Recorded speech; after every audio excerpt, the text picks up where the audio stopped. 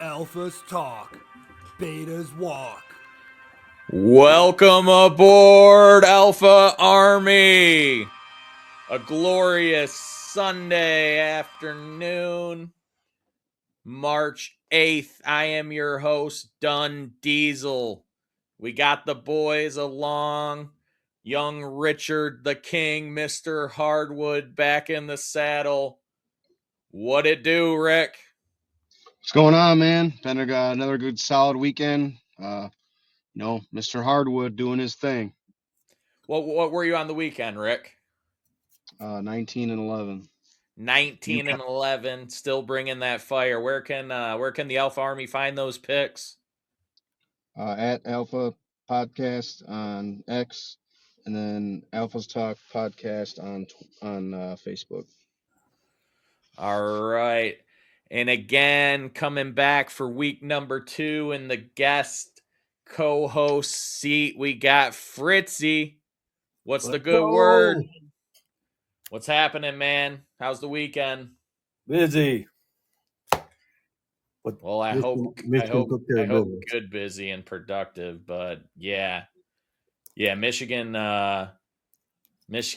bent over crybaby Tom Izzo and spanked that ass to the point where he came pregame and said that he's not little brother, proving the fact that he is little brother by acknowledging little brother. Is that right? Did you guys make that same connection that I did? Yeah, he's forever little brother.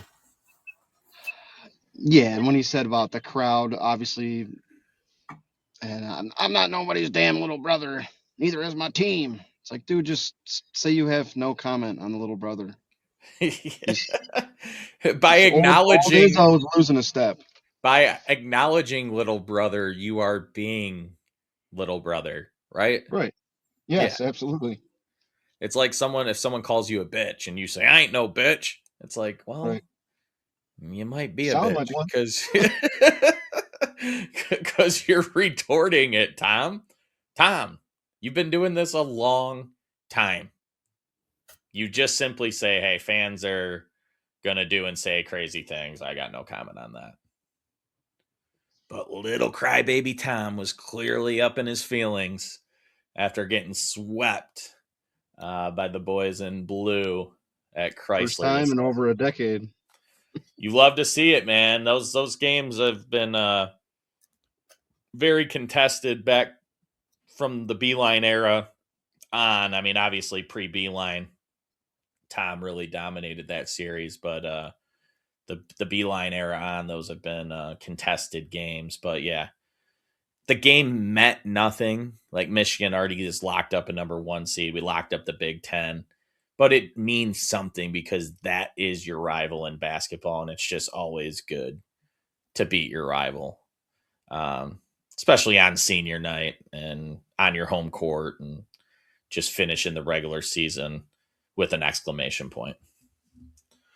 All right, we got a jam-packed show for you guys. I can't wait to jump in.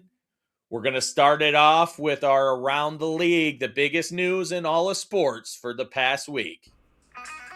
News of the week. I am going to kick us off. In the NFL, we saw 2 blockbuster trades go down this past week. The Bills acquired DJ Moore from the Bears, and the Ravens acquired Maxx Crosby from the Raiders. My question for the Alphas is, which move pays more dividends in 2026? I'm going to have to say Maxx going to the Ravens because I think the Bills, obviously, DJ Moore going there is huge. Josh Allen desperately needs a number 1. I mean, Shakir's good and all, but he's not a, top guy.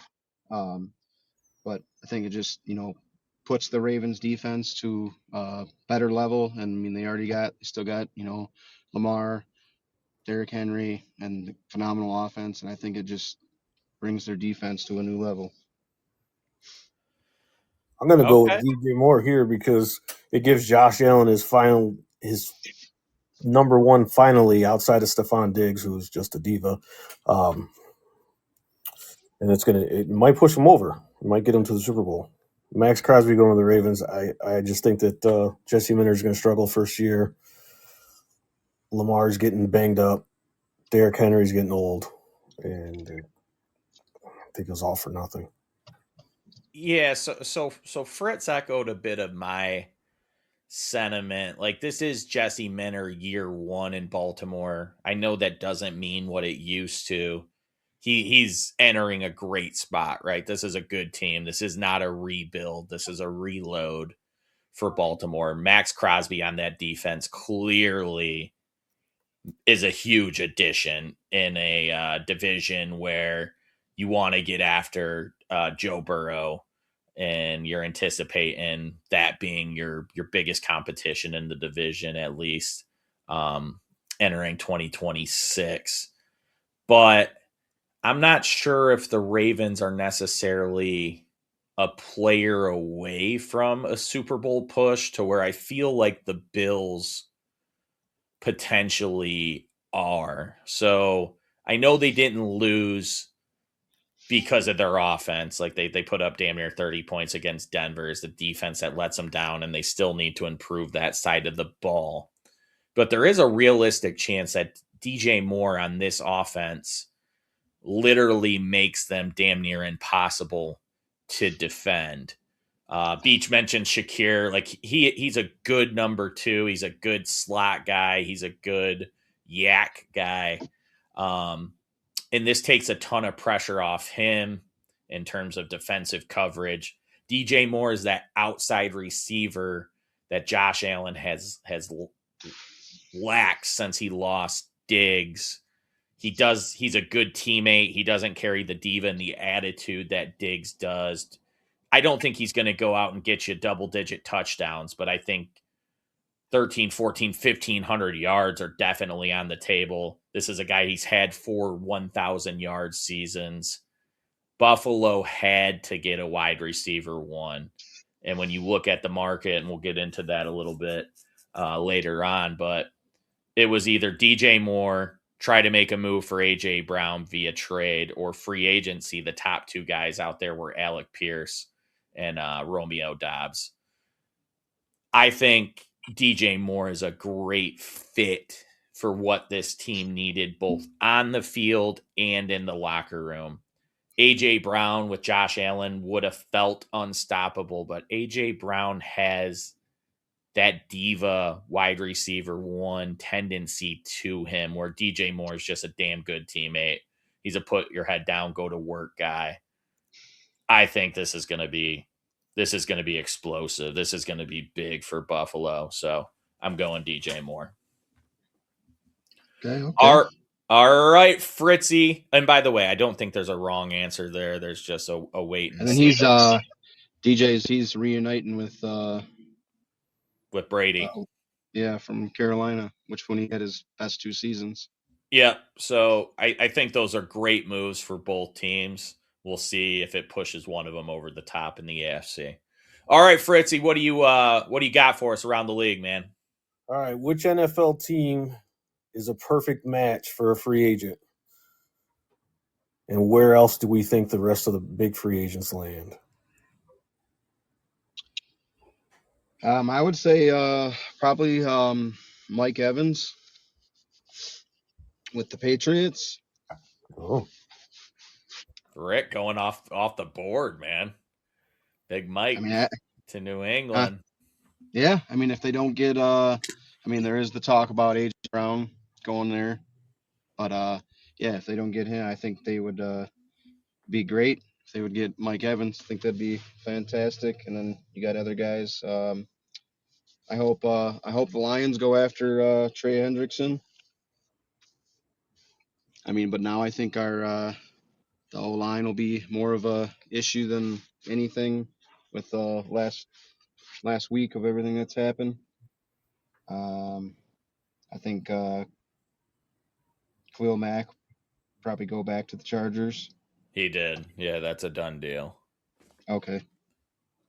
Yeah, Max back to the Chargers. So when I looked at it, guys, I saw 4 guys clearly at the top of like the free agent board. And then Malik Willis, obviously, for quarterback. Yeah. Yeah, so I think Hendrickson's the top available. Regardless of position, he's the golden goose of free agency.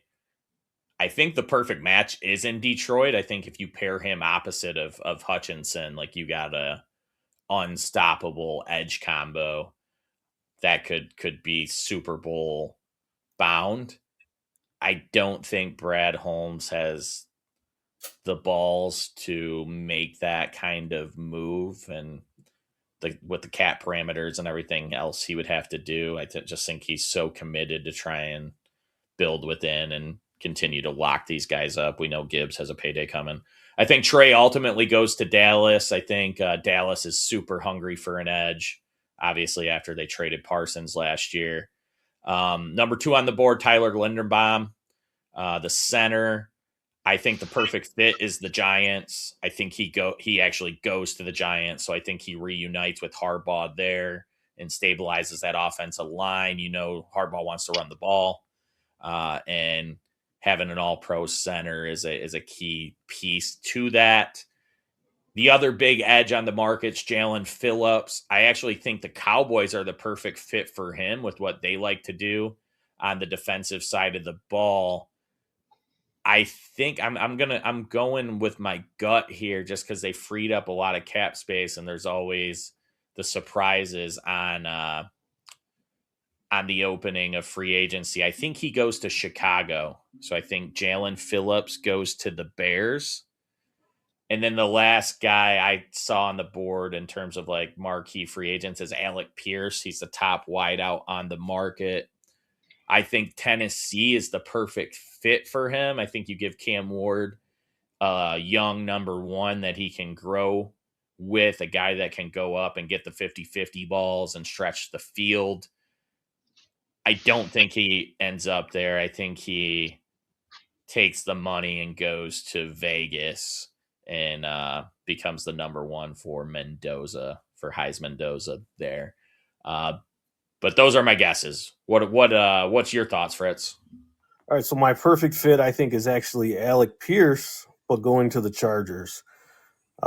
Justin Herbert's never really had the long, deep threat that Alec Pierce can provide him. McConkey gives him the underneath stuff. There's going to be a lot of deep balls thrown to Pierce. And then I also like the Chargers in free agency. They got a ton of cap room, and they're going to add those little guys, and they might put themselves over the top too in free agency with some of their moves. They have like $100 million in cap space. Linderbaum seems like a nice match in New York. I was looking at their salary cap. I don't see where they push to be able to. You think John Harbaugh is going to come in and clean house and make it more of a tough-minded team? But they don't have any cap space, so I don't know if Linderbaum's going to fit or not. It seems like the right fit, but I'm not sure. Yeah, and I know the Chargers got a lot of space, but I don't know, man. I'm more bullish than most, I guess, on the Chargers wide receiver core. I like Trey Harris. You know what I mean? For a year 2 player, I think there's some upside there. I think he can be that field stretcher. Obviously, you got McConkey. Quentin Johnson hasn't been bad the last couple of years. He's cut down on the drops. I know they've been linked to AJ Brown, so they're clearly in the wide receiver market. It would be a good landing spot for him, but I don't know. I'm a little more bullish on the Chargers' other pieces. You got some out there are. You got Wan'Dale Robinson too. Yeah, that's going to be an interesting one as well. They're saying he's going to get $25 million. That's they're thinking that he's going to go to Tennessee because they have like $100 million in cap space too. Yeah, George Pickens is another one that. I don't think. I think Pickens is going to get a deal done with Dallas. They tagged him, so I don't think he'll see the market. But Tennessee's definitely going to sign a receiver. Calvin Ridley is closer to the end. than his prime.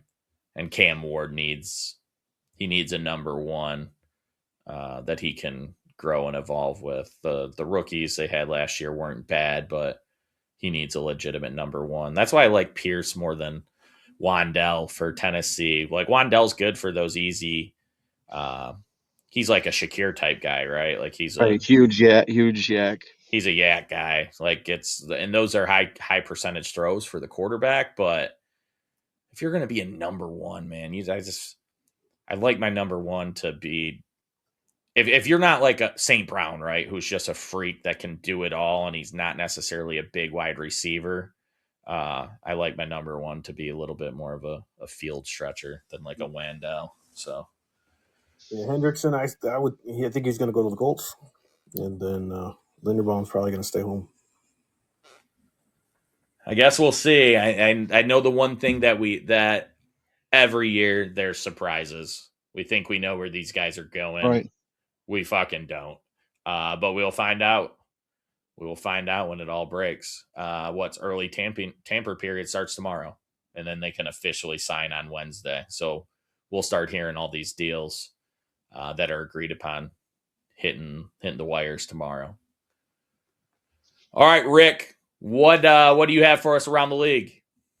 So the small conference tournaments have crowned the first few automatic bid winners for the big dance. In the NIL era, will we ever see a mid-major make a Final Four again?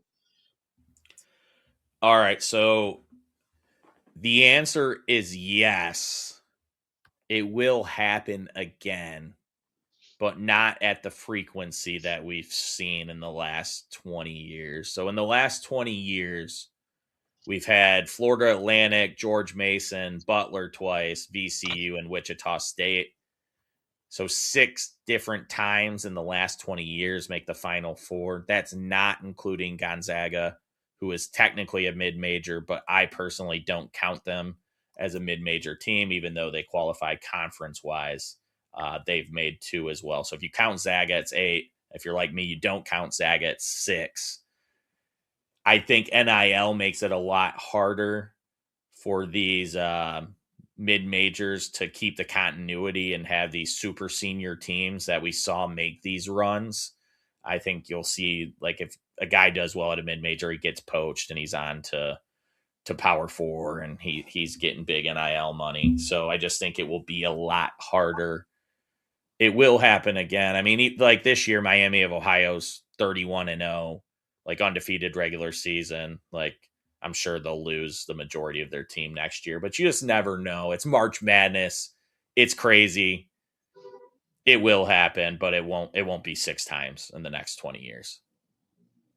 I'd have to agree. It's definitely going to happen. The team's going to get hot because what do you got to win 4 games to get there? So they're going to get there. It's probably going to be the same old story where they can't compete against the big dogs at the end. But the frequency, yeah, they're just going to get poached. Their seniors and the good ones are going to get poached. They're just going to have to you're going to have to see like a hot Princeton shooting type team make it there. Yeah, with like some guys that like blossomed late or like the right mix of good freshmen, right? Like, but anyone that the days of seeing, like, I remember a few years back, like Oral Roberts, they had like 5 seniors in their starting lineup and their average age was like 23. You know what I mean? Like, yeah, you just ain't going to see that anymore because there's too much money out there, other places for these guys. Right. But like where do you stand, Rick? Yeah, I mean, like you guys both said, I agree. I think it's going to happen, but it's going to be hard for them. The only team that, like you mentioned, Gonzaga, but I mean, don't really count them, but you have to because they are conference wise. But I mean, they have they don't really ever. Gonzaga never ever for the longest time they never play anybody, even when they have a really good team, and are a top team. They just don't play anybody.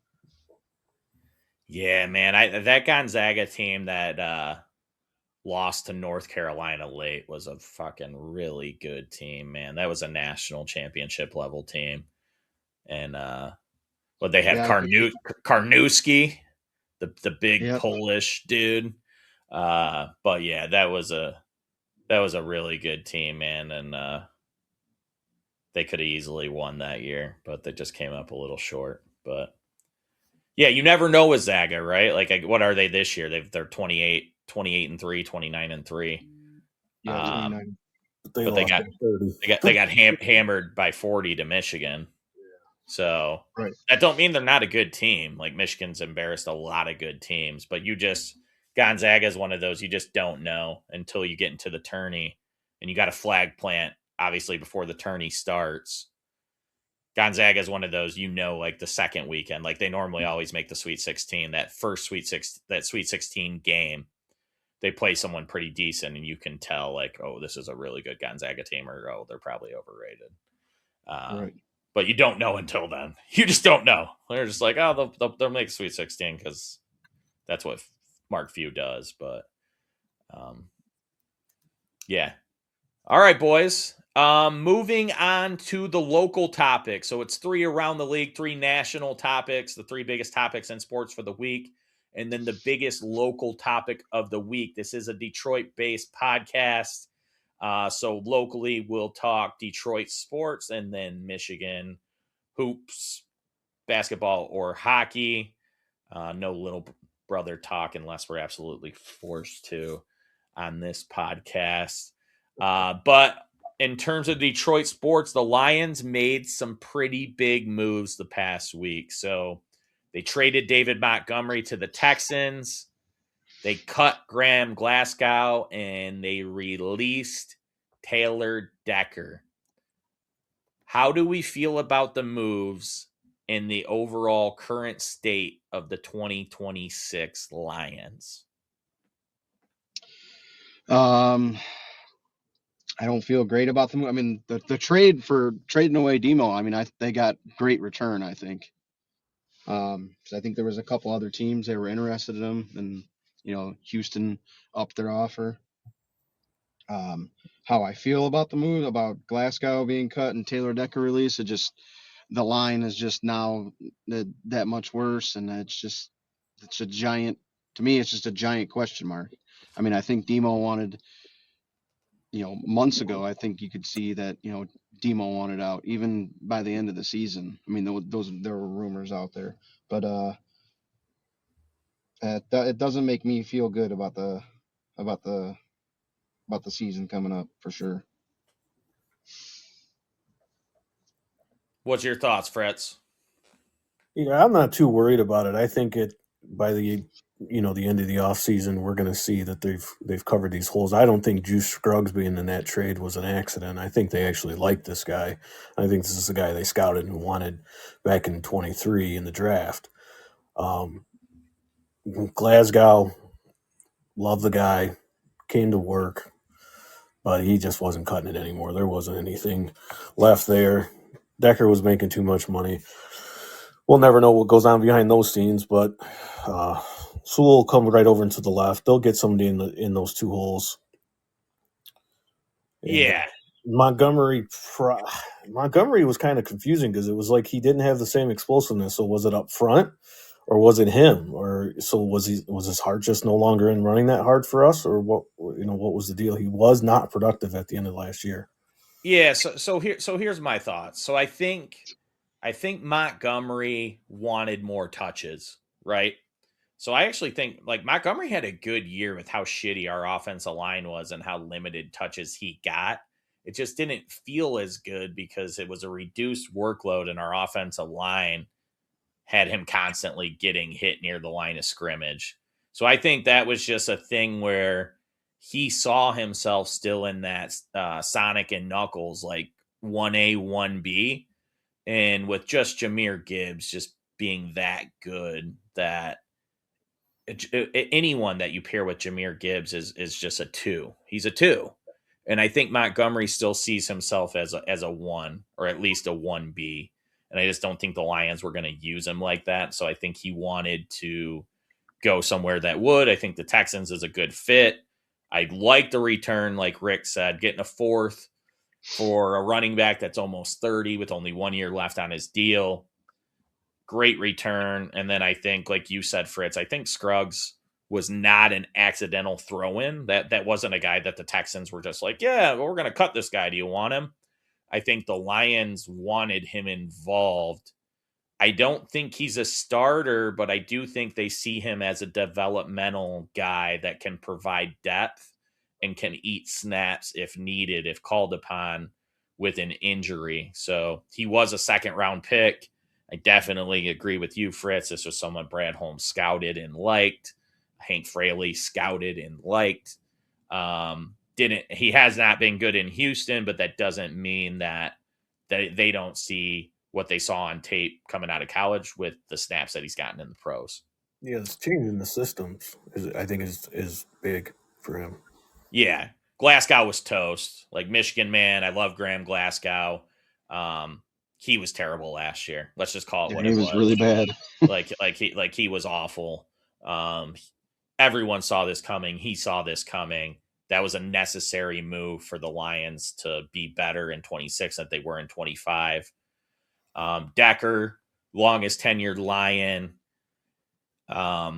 very good draft pick and career that he had here in Detroit. But the reality is that the dude's he's got one arm at this point with the injuries he's had to the pec and everything going on there. And he's making just too much money. You start talking 18, 20 million. You can't pay a guy with one arm that much money. They liked his leadership. They wanted him to restructure. Rumors is they wanted him to take about half. He was like, fuck no. I don't blame him. Someone asked you to take a 50% pay cut. That's a tough ask. I just don't think he can stay healthy. I think he will sign somewhere and try to go out on his terms, but I ultimately think he's near the end. So I think these were necessary moves. I like them, but it depends what Brad Holmes does coming off these moves, right? Like we need a tackle and a guard that are starters. We still need an edge rusher. Now we need an RB2. There's needs on this team, and you will not be able to fill all these through the draft and expect to be a Super Bowl contender. So we've been sitting on our hands, continuing to develop from within and sign our guys. That's great. But if you do that, you have to hit on almost every big draft pick. And there's been a lot of swings and misses lately, or at least it appears that way, with Terrion Arnold and Tyleik Williams and these guys. Rake Straw, these early round picks that have in the last couple of years panned out. And that's why you saw the regression that you did last year, because the activity has not been there in free agency. I would like to see Brad Holmes get creative, get aggressive, go out and make a splash move. This is the window, and the windows evaporate quick around the league. The Lions are teetering. They have another down year, miss the playoffs again. You could argue that window is slammed shut, and I would have a hard time disagreeing. So I think they need to make sure that window is open and open it fucking wide open. Do something that puts this team in a better spot. The cap goes up every year. Let's win right now. Go out, put your nuts on the table, Brad. Sign Trey Hendrickson. Put your big boy pants on. You're going to have to pay him $30 million a year, but it makes this team a realistic Super Bowl contender if you do that. This is a deep draft for offensive line.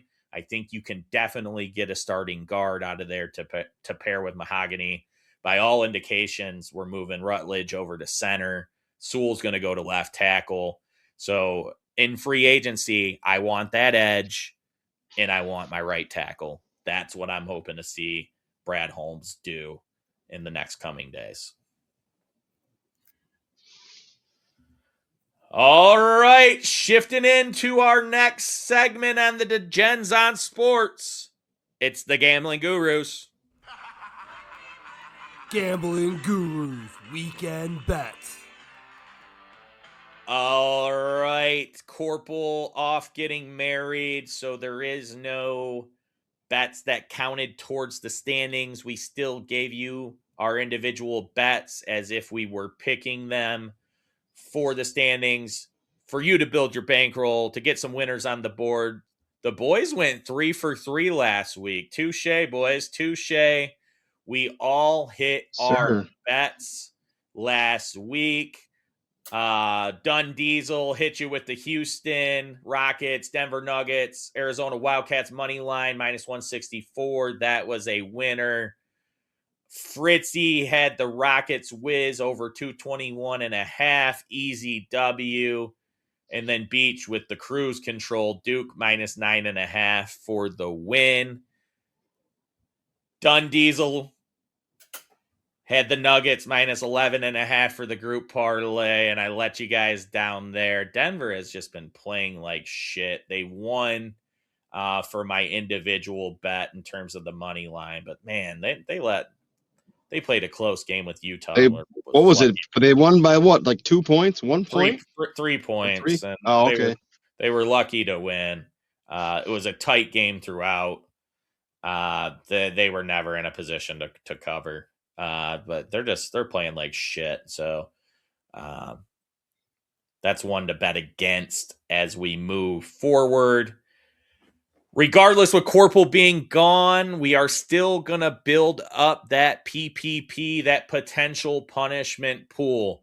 So just to remind the Alpha Army out there and any new listeners that we have 6 different betting intervals throughout the year that align with major marquee events on the sporting calendar.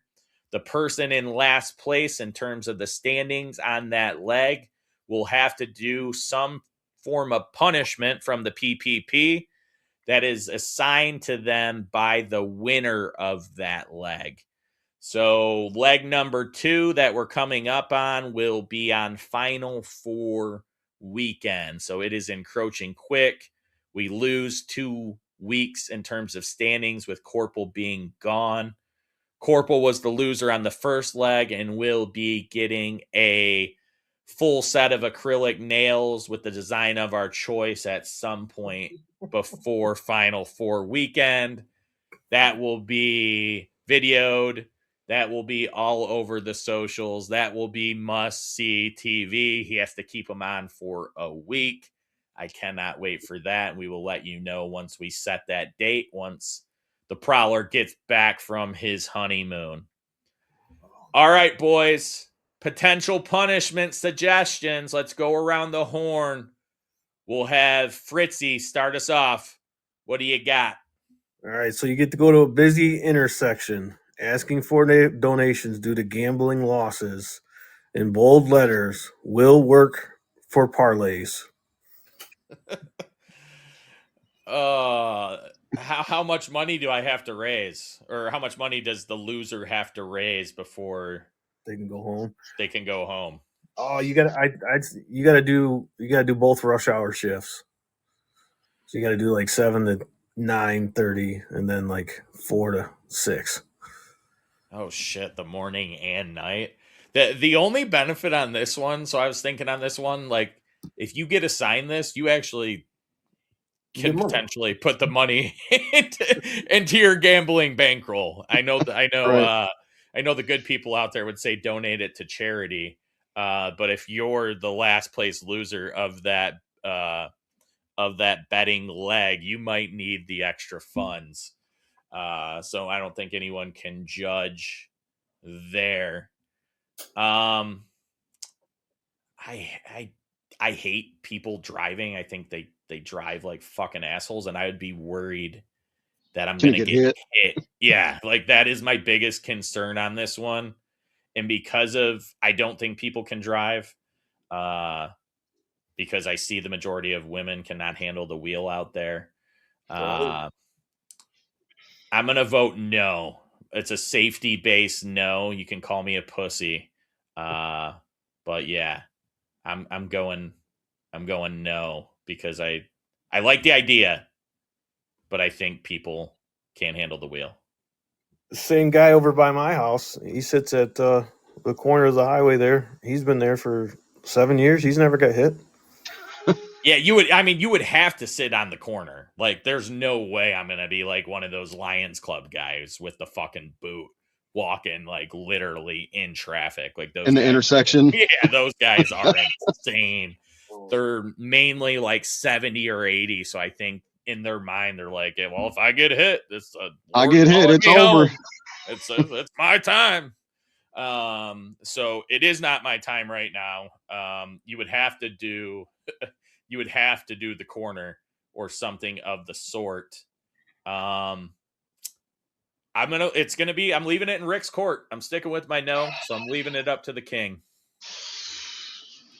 It's a tough one too, but I'm gonna have to say yeah. Attaboy. Like I said, I don't hate it. Like I really like the idea. I think it's I do think it would suck. I do think it hits the humiliation factor for me. It hits the humor factor for me. I do not want to get clipped by a car. So Right. just Or your boss drive by. yeah, don't assign this one to me, boys, if it goes down the pipeline, but I will gladly watch one of you guys do it. All right, Rick, what do you got for us, man? What is your punishment suggestion? So mine is carrying around a clipboard, dressed professional, acting professional, like you're doing an actual real survey or questionnaire, and you have to ask people random and awkward questions at a cap number of public places, and the winners obviously get to pick your questions. Oh, that's awesome. Yeah, I think this one's a no-brainer. Like, yeah. As long as those questions are picked. Yeah, the winners getting to pick the questions is huge because I can just think of some real weird ones. Yeah, just some real awkward ones. And yeah, this would be fantastic. Yeah, this is 100%, 100% a yes. It's a yes for me. Yes. It's a yes for me, dog. So there we go. Randy Jackson in the house, boys. It's a yes for me. All right. You'd have to work out the specifics, like you said. You'd have to have enough. You got to do certain number of people, pick a certain number of people, places, traffic. Yeah, and, number of places. Winners get to pick the questions. Yeah, I like it. That's a good one. All right. So my punishment suggestion is you have to golf around in lifeguard attire. So by lifeguard attire, I mean swim shorts, like actual swim shorts. You have to carry like the ring, like the rescue ring. Yeah. And then like some outrageous like button down beach shirt. Go a little hybrid. And everyone that asks you about your outfit, you have to tell them that you spend more time in the water and sand than David Hasselhoff himself. Well, hold on a second. Lifeguards don't wear shirts. You got to go without a shirt. Well, you wouldn't be allowed on the course, so we have to hybrid it. All right, then. Or wear a tank top that says lifeguard on it. I don't think you'd be allowed in a tank top, though. I think you could do it at a low end course. Oh my god! I mean, dude, it would have to be complete dirt. You think a dirt like a what's that dirt track in Northville? That you like, Rick? Downing? Oh, I don't like that place. I've only played there like 2 times in the last like probably 5 years. It's awful. Yeah, like you could maybe get away with but you can go there right now for $18. You could maybe get away with the tank top there. I think any like respectable mid-tier local course, like local muni, they would have to let you out with the swim trunks and like the button down like Hawaiian shirt type deal. But either way, we could work out the specifics. But the thing with the dirt track, they might be less surprised, like some dude out there golfing in a tank top, right? Right, yeah. So this place is the Walmart of. Yeah, like you go to a decent course and you're out there with swim trunks and a button-down Hawaiian shirt, with the rescue ring, like. And you gotta add that you can't wear golf shoes either. You gotta wear sandals or something else. Yeah, how about the caveat where you have to lube up your face with like the white The lotion? sunscreen, with the white sunscreen that is just, and you can just see it, the visible layer of white sunscreen. Those are definitely have to be included. All right, boys. So what's the vote? Where you think? It's that definite yes, 100%. Yeah, I'll go yes. I think it needs to be a little bit more humiliating, but it's still fun. Yeah, like I said, I think the key is the course. I think you go to a nicer course than expected. Not a super nice course, but a nicer course than expected, to where there's going to be a lot of looks, a lot of stares, and a lot of what the fuck is this guy doing? Because like I said, you go to the dirt track, like they're used to guys golfing in fucking jeans and a, Right, and a just maybe cutoff. maybe call, around the courses before and be like, "Hey, I have to do this thing. Like, can I pay an extra $20 or something to where you guys let me out and do this?" I just think you do it. Dude, I think they would have a hard time. Like, I just think they'd have a hard time not letting you, like, technically, like, with the shorts and the button down, I think they'd have a hard time not, like, nitpicking you. But I think you'd get a lot of stares, and I think it would be pretty fucking hilarious. All right, boys. So we go 3 for 3. We're building up that PPP. It's a good one, man. There's a lot of options. You don't want to come in last on this next betting leg. Getting some winners is important between the next, I think we got 3 weeks once Corporal's back. It's going to be down to the wire, man. So we're going to have to take some swings, man. Hitting like a 2 or 3 pointer could be the difference between winning and losing. Really fast before we move on. Yeah. If this lifeguard one goes, if you see a ball go in the water, you gotta go save it. We should there should be a caveat, like you have to go into the water for one ball, like one ball in the round. Oh God, those ponds are dirty though, man. Oh, you got to get your ball back. All right, boys. Now we're getting into our picks of the week. The Hardwood King. The Hardwood King, 19-11 this past weekend. The dude delivered 2 winners for you on the pod last week. Hit his individual bet, hit his leg of the group parlay. The dude has been on an absolute heater. Get on that money train. What do you got for us this week, young Richard? So I'm going to go with the Cavs and the Sixers over 225.5. The Cavs are back at full strength. They got Donovan Mitchell back today. He's supposed to play tomorrow. And then the game will be sped up a little bit because of Embiid's supposed to be out for a few weeks for the Sixers. So it'll speed the game up a little bit with him out. And my little message I got for you. I can't help it that my bets are custom made. They look good. They smell good. Dancing in the winner's circle all night long. Get on this money train and stop playing catch-up ball to the king. 19-11 since Friday. You can catch all the bets on X at Alphas Talk Pod and on Facebook at Alphas Talk Podcast. Woo! The King. The Hardwood King. All right. right. Our boy's on vacation. We don't got the drop. So Fritzy, a.k.a. in The Prowler picks.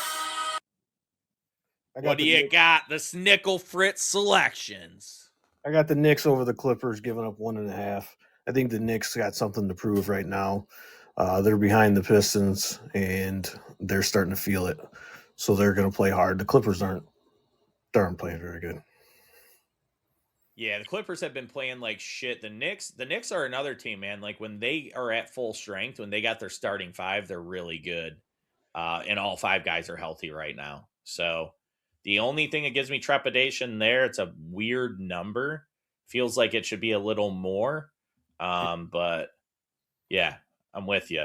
Like I that was one that I looked at and considered. Is anybody questionable for the Knicks going into tomorrow? Last I checked, man, unless someone got hurt today, I know it is a back-to-back like the Knicks played today. Yeah. So unless anyone got hurt today, they were full strength going into today. All right. The Diesel Diamond. The Diesel Diamond.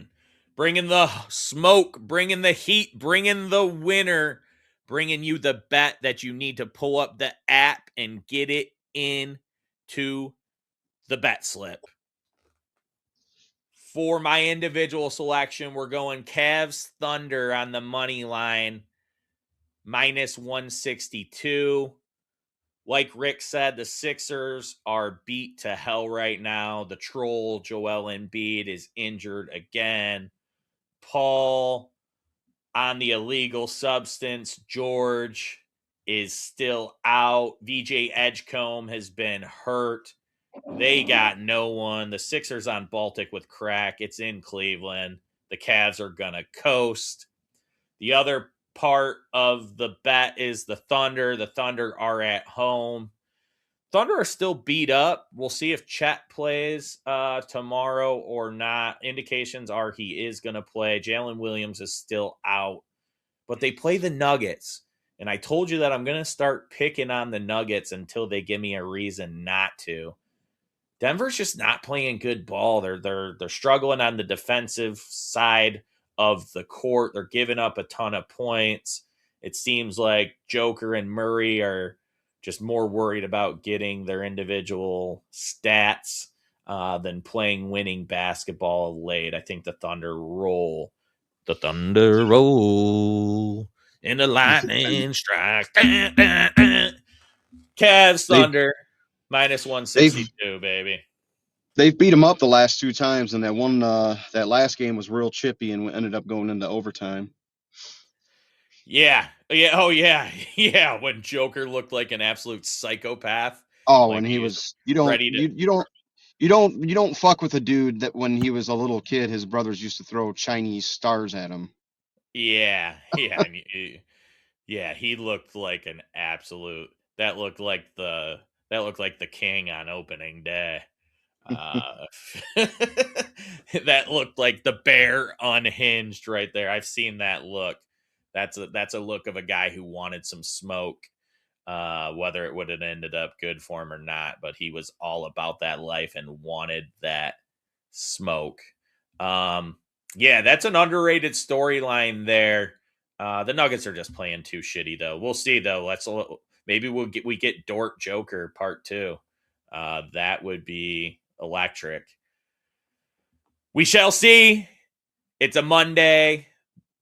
Take it to the window. Build up that bankroll for the week as we enter conference tournament weekend. Get a head start on it, boys. 3 for 3 last week. Everyone hit. Build that bankroll. Hop on this money train. All right, group parlay. I'm going to run you through it. Young Richard and Fritzy kept their same legs from the individual bets. It's just Dun Diesel because he came with the parlay, changing his individual pick. I'm going with a little bit of puck here, boys. I'm going Blue Jackets on the money line, minus 135. Combine that with Fritz's Knicks minus 1.5 and Beach's Cavs Sixers over 225.5. It's a plus 548 payday for you. That's great odds. The Blue Jackets are at home. They're in the Eastern Conference, which is super competitive. Every point counts. They're playing an inferior Kings team from the West, traveling east. This is a game they need to win. This is a game that I expect them to win. Blue Jackets minus 135. All right, boys, we're shifting gears.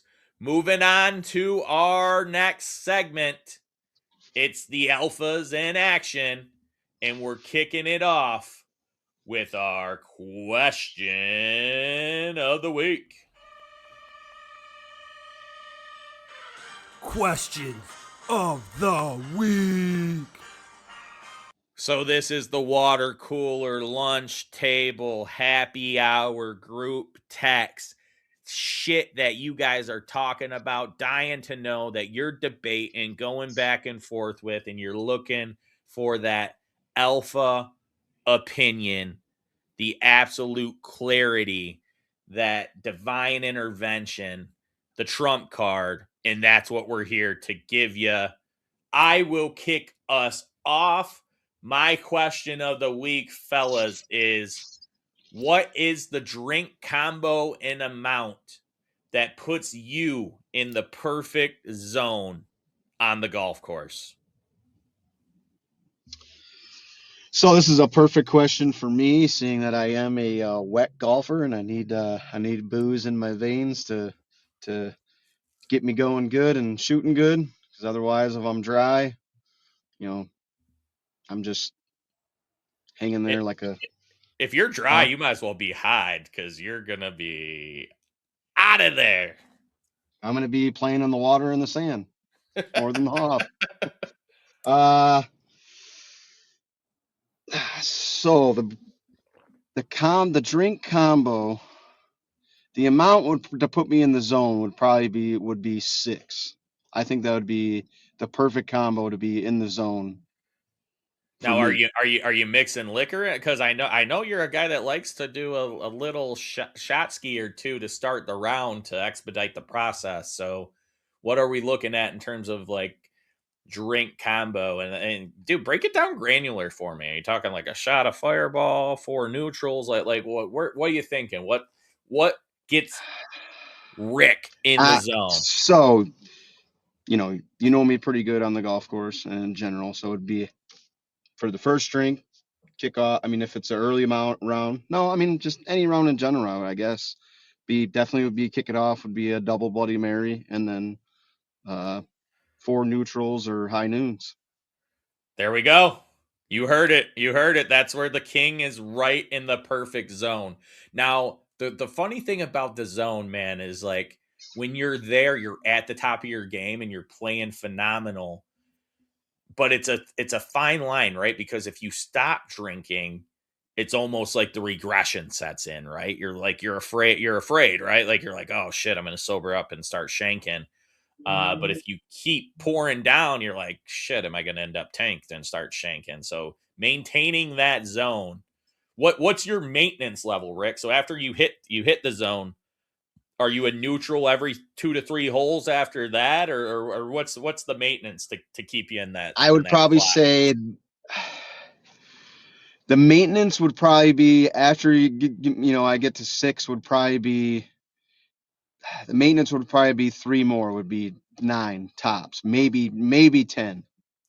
Yeah, and you're talking 1 every 3 holes if you're playing 18. So like if you do your build up, your double bloody, your 4 neutrals, like you're hitting the turn in the zone. Like you hit hole 8 or 9 in the zone, you're turning in the zone, and then you're like a drink every 3 holes from there.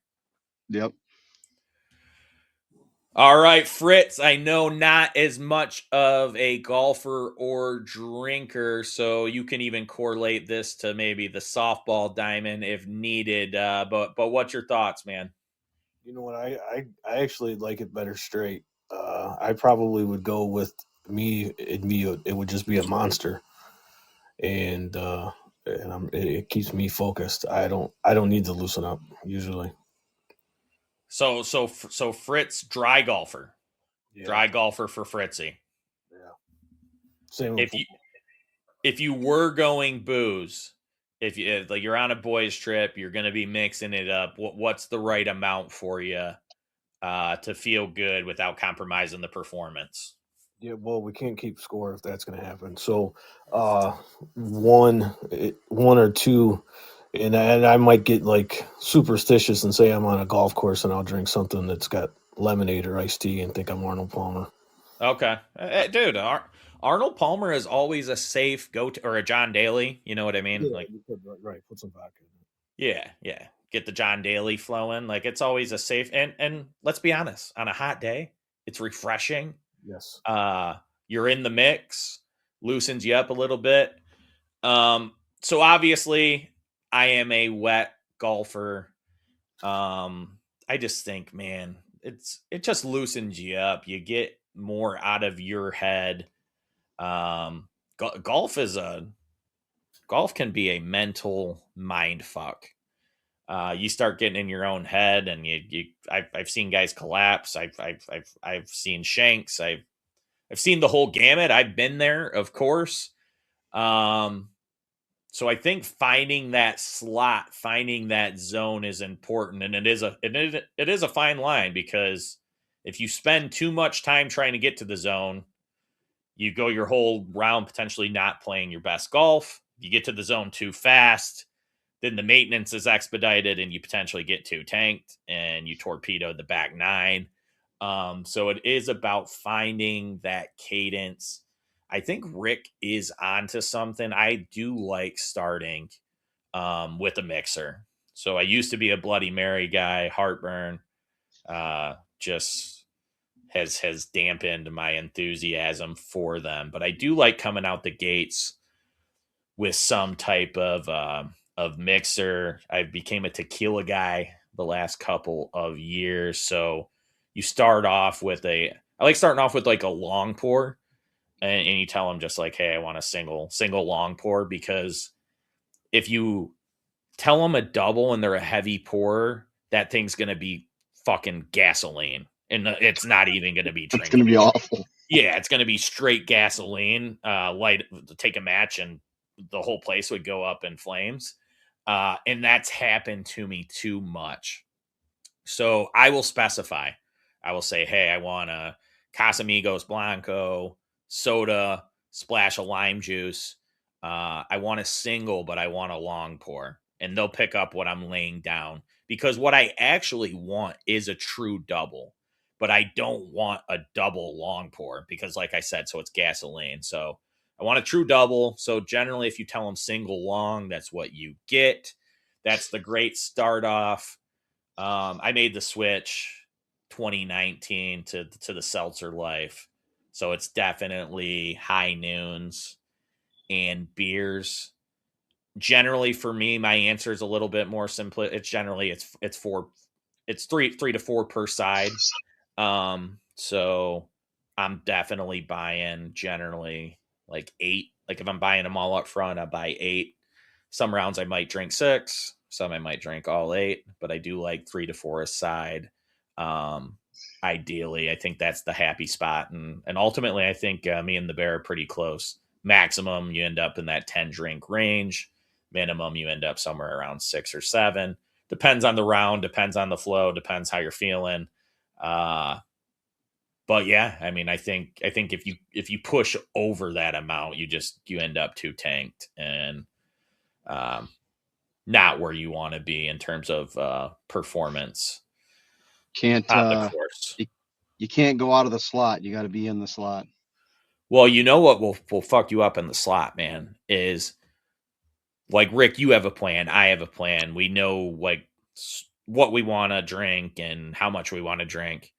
What fucks you up is when people start throwing in the shots from the cart girl. The shots from the cart girl, they change the slot and they aggressively change it. And if you get in a group where the shots start flowing and you sort of already had your game plan, if you don't make an adjustment, you will end up. It's over. Yeah, you're going to hit that zone and go straight past it really fucking quick. Which can be fun. Don't get me wrong. It will have some super fun rounds that way, but they're not going to be your best, your best performance rounds. The scorecard ain't going to be the best, right? Yeah, the scorecard is not going to be the best. So, yeah, and honestly, I think the general rule of thumb, and this isn't even being a Sally, but like you really like one shot from the cart girl is a good rule of thumb, and you just factor that in. 2 max, like you start getting anything over 2, like it's just doing too much. You agree, Rick? You think Yes, absolutely. one ideal, 2 max, but yeah, like ideally. I love the group ripping the shot. Like that's why one's ideal. Maybe 1 per side max. Anything more than that, it's just like no. All right, Snickle, what do you got for us? All right, where do you draw the line where you prefer to watch the big game? Or at home or at the stadium? So I think the simple answer is price versus seat quality. Versus accessibility. Right? So if you can get good seats for a reasonable price or giving to you, then I would rather be at the stadium, assuming that it's an accessible stadium for me. Like it's something local. The travel's not too burdensome. The energy and the vibe being there is what makes sports, right? So if you go to the big house on a Saturday and you're with 110,000 of your best friends and you're tailgating and you just get that big game atmosphere, man, it's heightened, right? And there's not a bad seat in the big house. So it's just like, as long as it makes sense price wise, you're not breaking the bank, then you want to be at the stadium, man. You just 100% want to be, at least for me, man. I'm an energy and atmosphere guy. I want to be at the stadium. So it's all just relative to seat quality and price. I don't sit in shitty seats. I just don't do it. That's where I do draw the line. Like I would rather watch the game at home before I sat upper level or in the nosebleeds, or like if I'm going to go to the game and I have to watch it on the screen, then I would rather be at my house.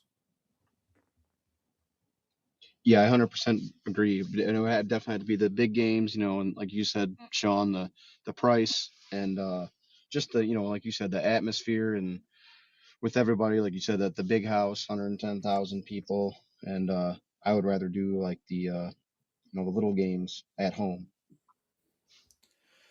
Yeah, well, I mean, the toughest thing, so I've done both, right? The thing on the little games is the affordability is there, right? So you can get the good seats, but it's also like if you go to a Michigan game and it's one of the non-conference games against scrubs, like you're there more for the tailgate and to see the guys in the first half, like that second and half, like you're probably not staying until the end of the fourth quarter, right? Right, you're leaving in the third quarter.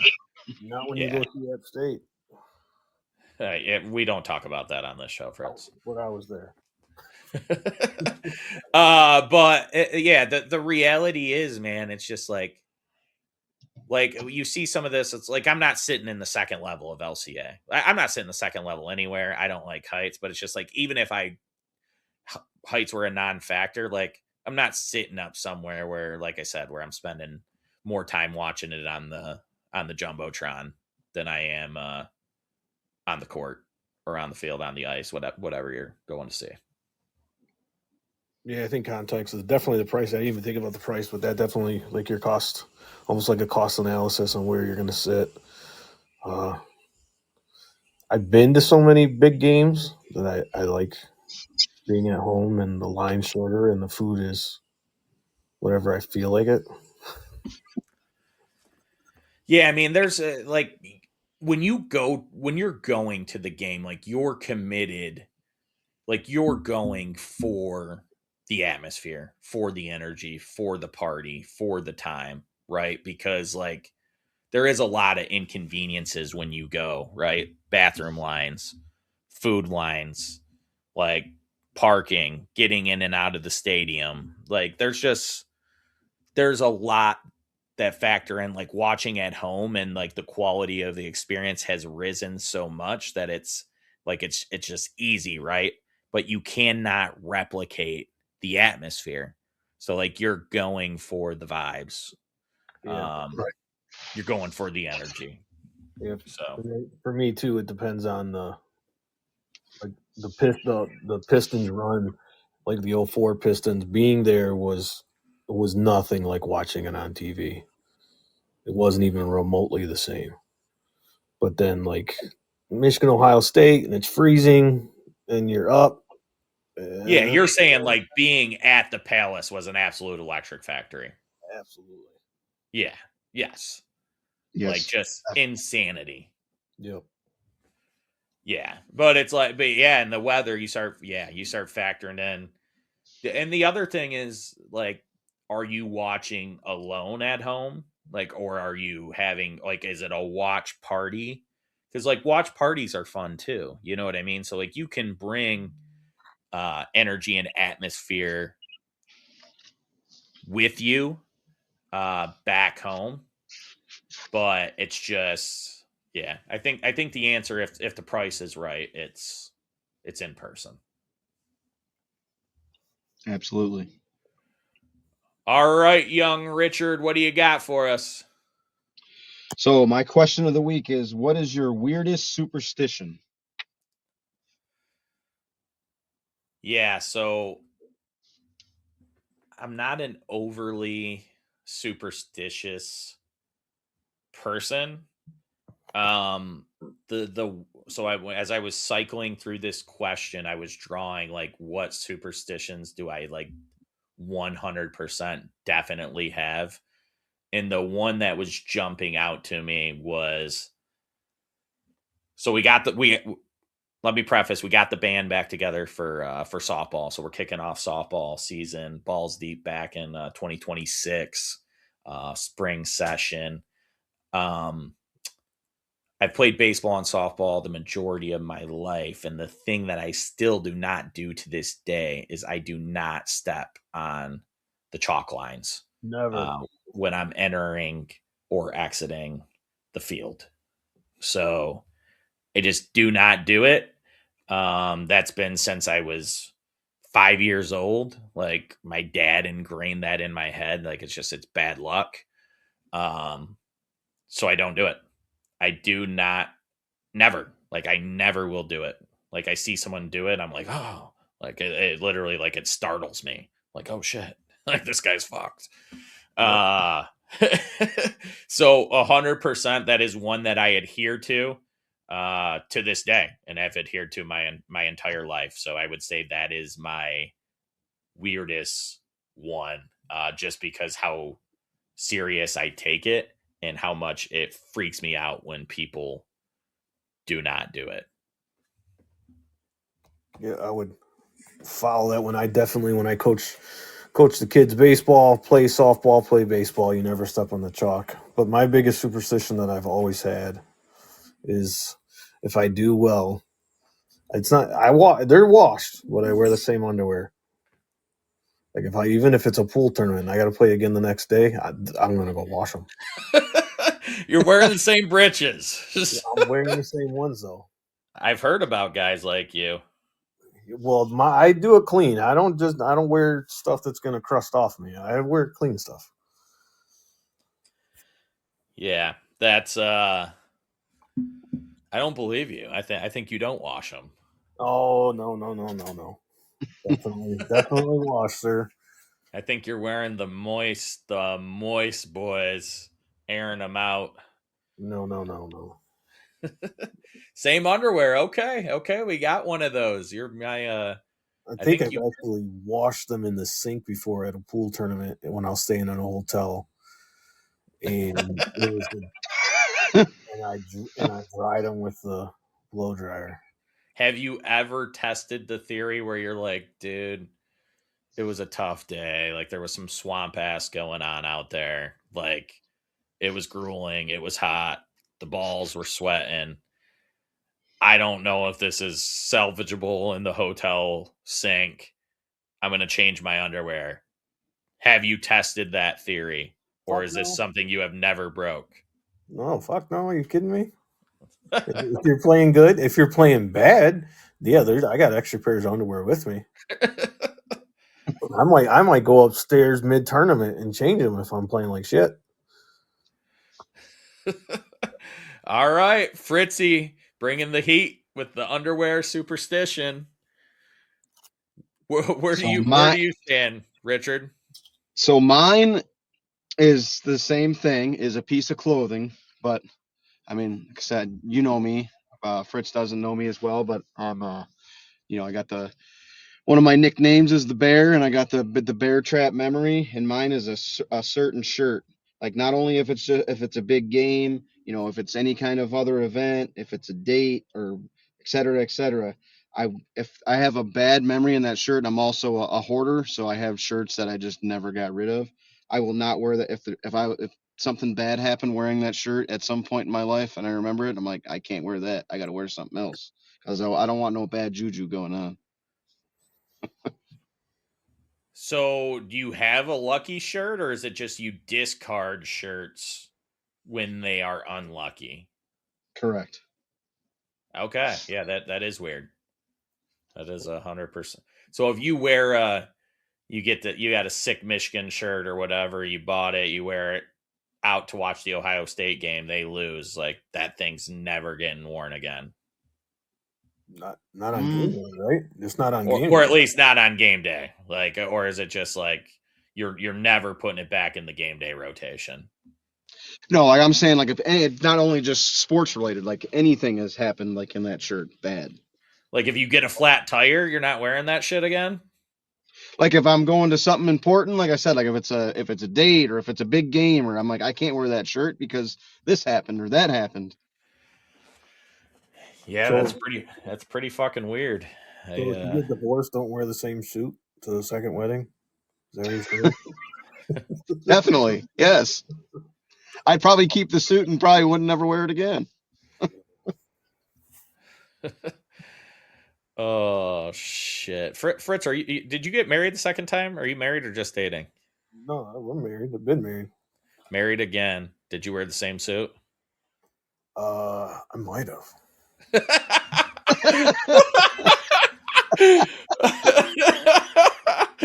Oh. Wear the same shoes. You set yourself up for that one, dude. I would have. No, because I started thinking about it. I was like, wait a second, did I wear the exact same one? I don't. So the first one I got married on a beach, and I didn't. I only had a vest on, and then the second one I had a coat on. So. You wore the coat. Yeah, I don't know if it's the same shoe or not. They're both gray. Same vest, same slacks for sure. It sounds like Maybe. That's gold. Same underwear. No.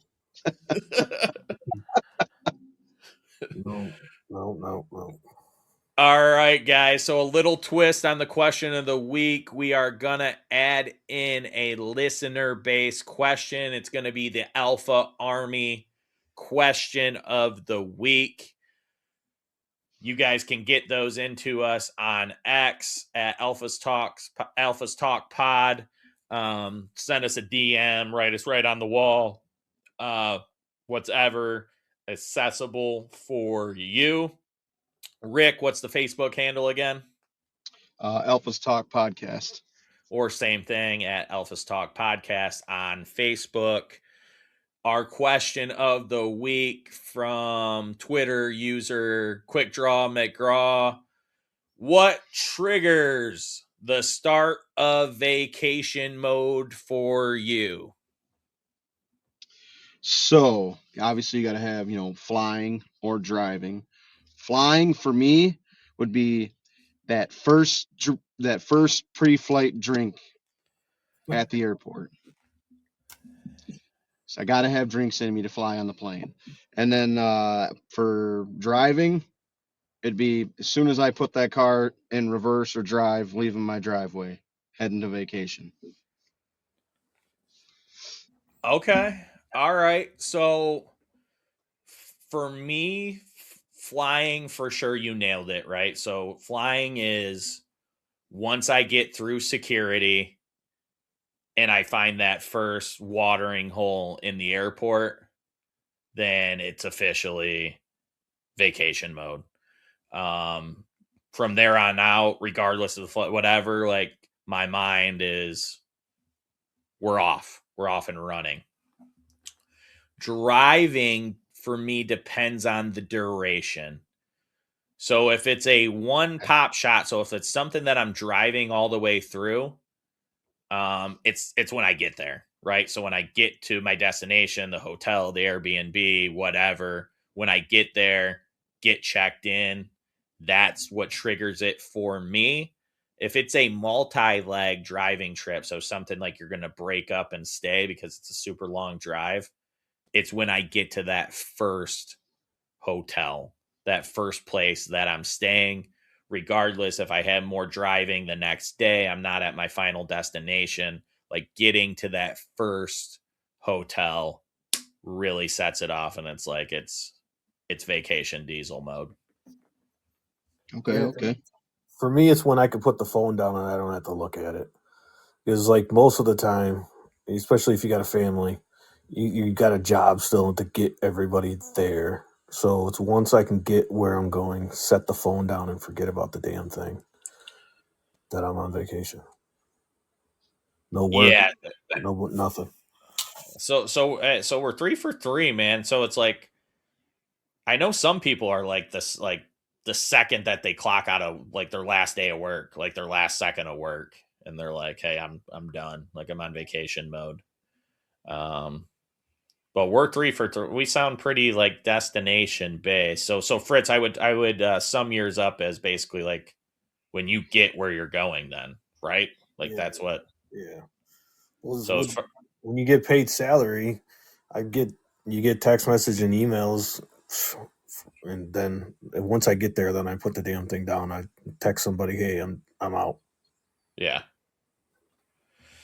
See you in a week." All right. Yeah, no, thank you for the question. Quick draw. We appreciate it. Again, hit that Twitter, Alphas Talk Pod, or the Facebook, Alphas Talk Podcast, and hit us with the question of the week. All right. We're shifting in. It's the recommendation of the week. Weekly recommendation. All right. Snickle Fritz. Fritzy, what do you got for us? Kick us off, man. All right, Wrecking Crew on Amazon Prime. Watch it. The buddy movie we've all probably been waiting for, a rewatchable comedy. You'll pick it up a couple of times. Fun action buddy comedy action movie. It's great. I'm not going to give any spoilers. So I got a few questions. Is it new? Yes. Okay. Any marquee actors in it? Jason Momoa, Dave Bautista. Okay. I think those are the only two that are actually you're going to notice. And I'm gonna laugh. Like I'm gonna laugh out loud. I'll just say Jason Momoa is absolute gold. He's ridiculously funny in the movie. Okay. So in one of the first pods, Fritz, one of my things is movies. Mine was movies in general, but Rick's was specifically on the comedy end. So I know Rick is a huge comedy movie guy. Rick, have you seen this, or are you very intrigued by this recommendation? I'm very intrigued. I have not seen it yet, Oh yeah, but I'm Okay. definitely going to give it a watch. Okay, shit. I know for a fact like Rick will watch this like within the next week. I am putting it on the list because I'm constantly looking for a recommendation on the movie end. So an ongoing bit in my group text is I'm like, dude, no one recommends fucking movies, and it's because they all suck. So I'm Right. constantly asking. I continue to ask, even though I don't receive. But an actual movie recommendation. So this is good, man. We've had some show we've had some show recommendations, but coming in with the movie recommendation, and a new one, a new comedy. Yeah, sure. It's I'm fun intrigued, too. Fritz. I hope it passes the test, man. It's filmed in Hawaii too, so it's aloha, bro, all the time. Aloha, bro. All right. Young Richard, Mr. Health, what do you got for us? So my recommendation of the week is to have a fresh garden in your backyard for fresh vegetables in the summer and fall. And you can thank me later. You don't have to deal with going to the store, dealing with people, rising prices, or whatever chemicals were used on them because you're growing them in your own backyard. Gardening tips with the king. Do you got some soil maintenance tricks or some seed depth recommendations for all the gardeners and the alpha?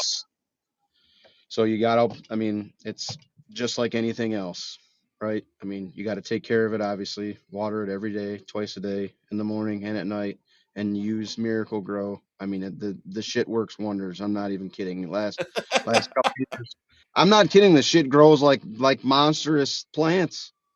I mean, you don't use Miracle Grow, you still get good plants if you're, maintaining it, watering and everything. But you use Miracle Grow, and it's in the name, Miracle Grow.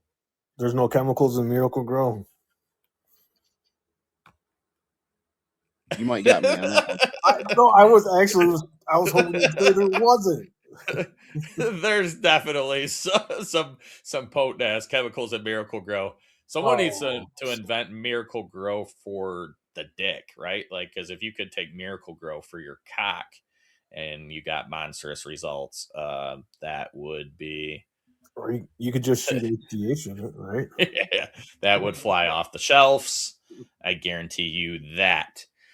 All right, so my recommendation of the week is something that is encroaching on us quick, and it is to take Friday, March 20th off work.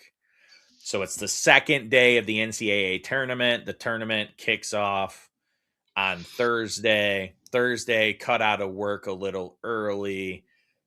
Make sure you're where you want to be to catch all the action. First game tips at 12:20. Make sure you are there. But you don't gotta take Thursday off. But depending on your job, you do want to take that Friday off. Having that Friday off allows you to watch well late into the night. So you can catch the games out west. You can catch the 10:30 tips. You can sleep in the next day and then be in position to do it all over again for the 12:20 tip on Friday. You got another 12 hours of basketball. You don't got to worry about bullshit deadlines, shit you don't want to do at work, or just being overly tired because it kicks you right into the weekend after that. So do yourself a favor. If your job sucks, you don't got a lot of flexibility, this is one of those days that is worth the personal day. Take March 20th off work. I like it. I'm switching to switching shifts starting tomorrow, starting at 6 to 2:30. So that'll be perfect for freaking getting off at 2:30 on Thursday. Are you going to take Friday off work, Rick? Because where are you at? I know I already did. Oh, there you go. Living it. It's gonna be It's gonna be my first sick day, and it will be worth it. Oh, all right, foe. They're coming, all Rick. right. I hope they're not after you, Fritz, or Rick, or whoever that is. 5050 foe. All right, we're going into our last segment. It's power stance time, boys.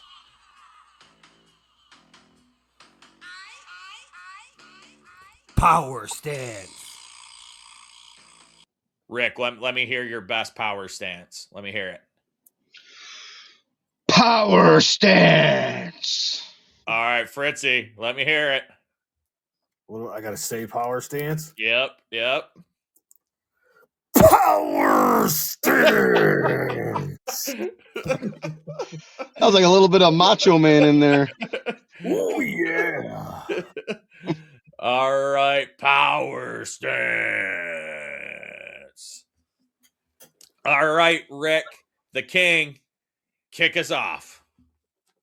So it's never, my power stance of the week is it's never too late to make a change in life. So don't make an excuse to make that change you want to make. Dude, those are true words to live by. It's never too late. Start now. Start now, baby. Start now. All right, Absolutely. Fritzy, what do you got, brother? All right. So everyone call your mom. Tell her you love her. Mom, if you listen again, she listened last week. I love you. Happy birthday. Her birthday's in a couple of days. She was diagnosed with stage 4 cancer, ovarian, a little over a year ago. It did not look good. And now her numbers don't even show that she has cancer. She's not officially in remission, but once she gets through the treatment, she may very well be. That's awesome. Yeah. Mama That is Fritz, awesome. keep kicking that ass. That's one of those guys that we all take for granted. Call your mom, call your dad, call your grandpa, call whoever, call your loved ones. Let them know you love them, because you never know. Right. Life You is can never be too busy to make that call. life is uncertain. So my power stance of the week is this, boys. It's live by the 80-20 rule. It will change your life. And this is coming from a guy who tends to be all or nothing. I know that's a trap that a lot of us fall in. But the 80-20 rule is something that you can actually apply and stick to, right? So the 80-20 rule means 80% of the time you're going to make the right decisions. You're going to live that lifestyle that you want to. The other 20% is going to be the exceptions. It's going to be the indulgences. It's going to be the less strict, a little bit more fun. You let the hair down, let loose. This is something that can actually be sustainable, right? So when you look at it in a typical 7-day week, that's 5 days, 5 days on the straight and narrow, 5 days doing the right things, 5 days living that lifestyle you want. The other 2 days, it's letting loose and getting a little indulgence in there, like spicing things up, the variety of life, like not being so hard on yourself, not being so strict. When you set those expectations for perfection, when you set those expectations without cheat days or cheat meals or whatever it may be, it's hard to maintain. And when you do maintain that and you do it for such a long time, it's like Pandora's box when you do break that trend. And generally, the waterfall, the dam breaks, and you go from all in to all out. The 80-20 rule is something that you can actually live on, you can sustain it, you can make the right choices the majority of the time and still live your life and have fun and find those indulgences and moments of and partake in those things. That might not be the greatest for you, but with life, it's about just not overdoing it. That's what I got for you this week. The boys signing out. We got young Richard, the King, Snickle, Fritz. Appreciate you, boys. Looking forward to the Prowler getting back into the saddle next week. As always, I am your host, Dun Diesel, signing out, reminding you, don't be a beta. Alphas out.